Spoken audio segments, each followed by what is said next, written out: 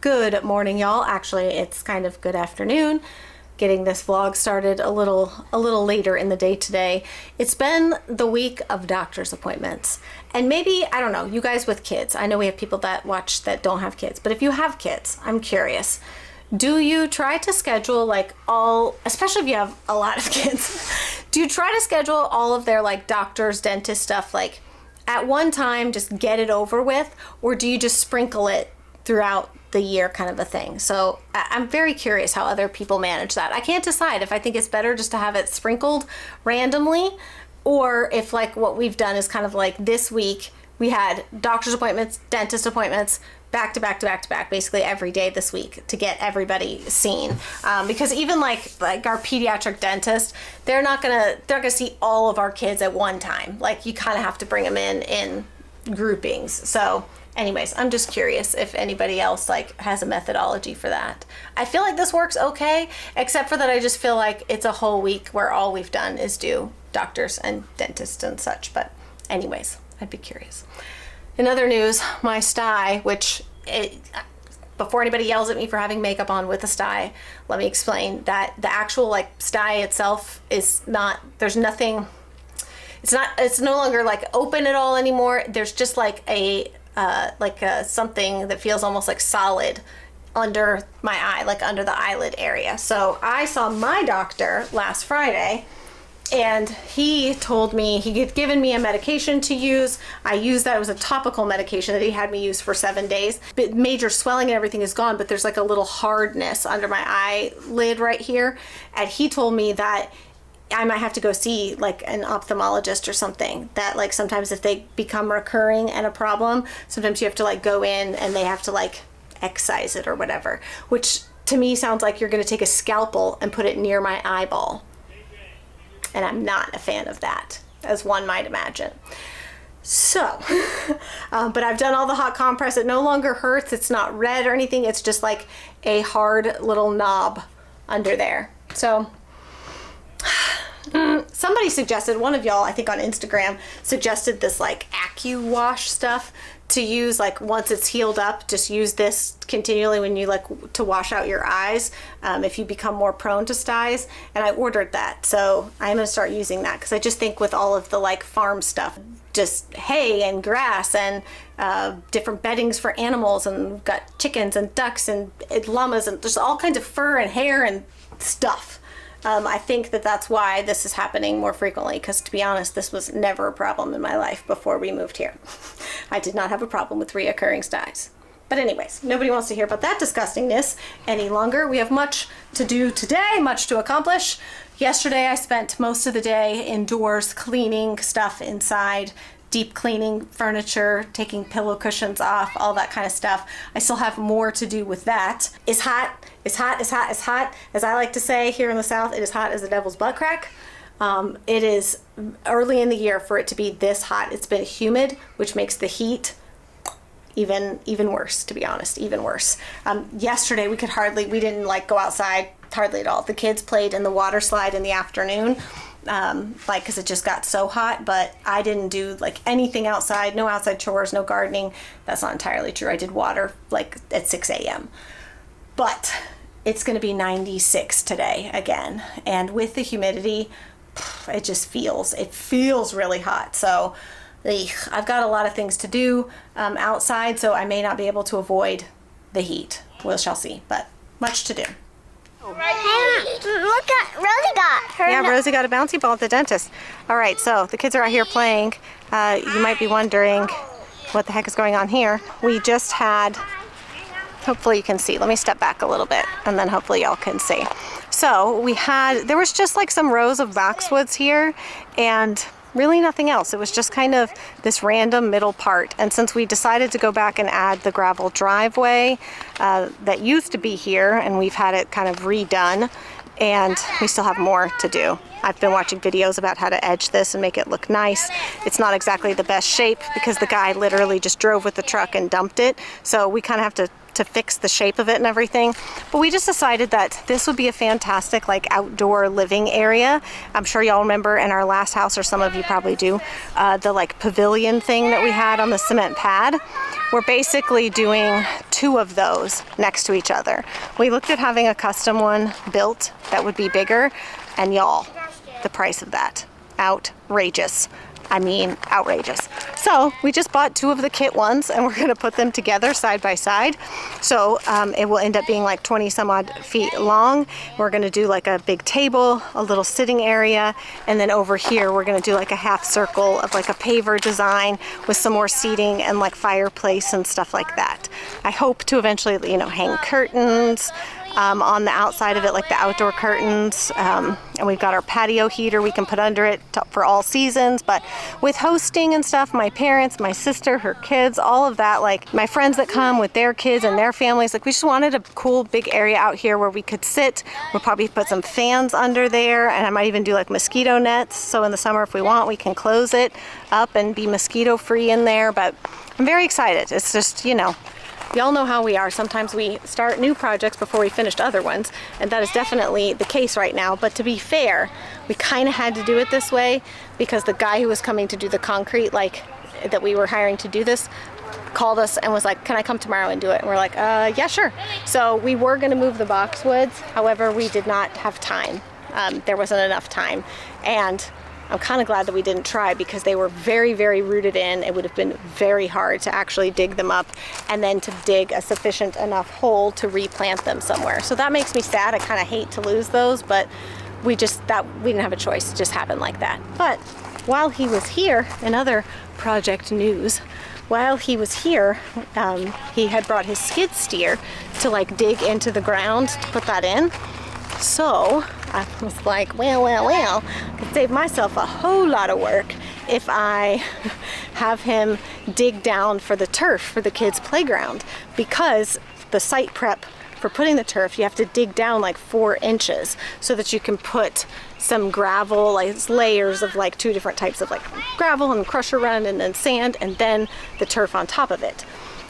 And I can tell you that pulling up grass and digging down 4 inches is a lot of work, and he did that with his skid steer. So it was very nice. He just brought that thing over here and was able to scoop down for us. Now it's not all perfect and level or anything like that, but it's much less work for CR and I now. Oh my gosh, that is now the 2nd time. That is literally the 2nd time today that my little rubber band where I had my hair braided has just snapped.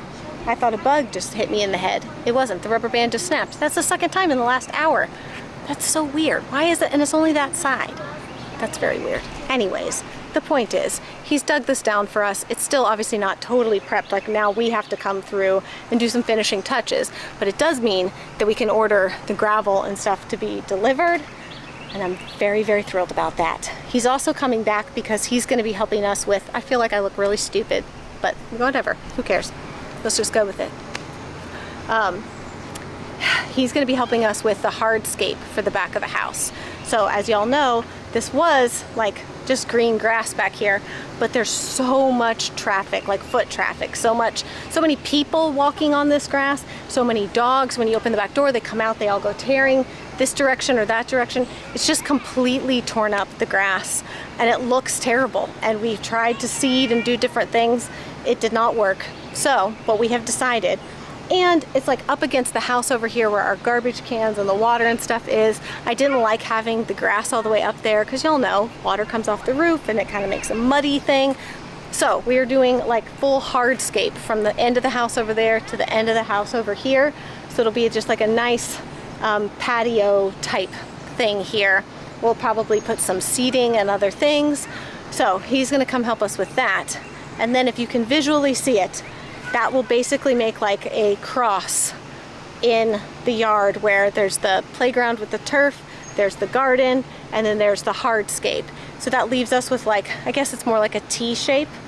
And Christopher and I are gonna come through and add different like either flagstone, some kind of like paver walkway, maybe like the pavers with the grass in between, so that it kind of tidies everything up and just is a lot cleaner visually and also actually, because there won't be a bunch of grass up here that's like half alive, half dead, bunch of bare spots because there's just so much foot traffic on the grass here. So, okay, I'm like out of breath now. I feel like I just jibber jabbered for like 10 minutes. Thanks for coming to my TED Talk about grass.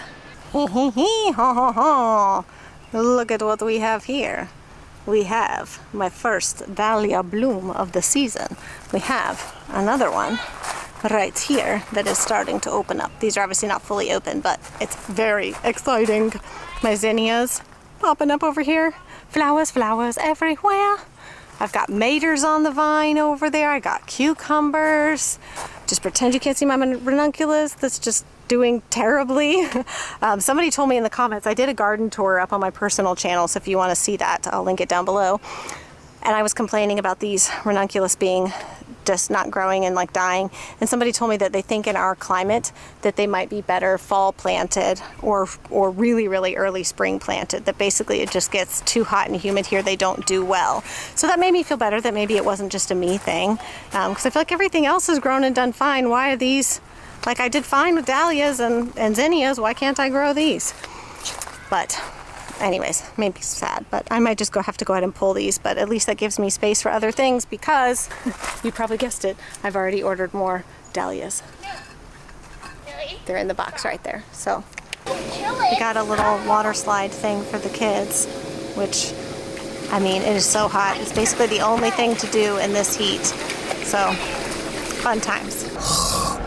It's so dang hot. I know this is going to be a vlog where it's like, count the times, take a shot every time Angie says it's hot outside. Or don't do that, because you probably won't live. I've got to run to Tractor Supply to go get a different little brooder, basically, for the baby chicks that came, the buff lace Polish that are going to eventually live with Tina. They grow so fast, man. They're already jumping out of the little tiny brooder thing that we had. They're already trying. They're not actually jumping out, but they're trying. They're climbing on top of their little heater and trying to jump out. So I need to go get them a different brooder real quick. And again, Sierra and I just had like an hour-long conversation in the kitchen about anything and everything, random stuff. But we were both like, it's so hot that, and like miserable that you just can't do anything outside unless you're in water, like the kids.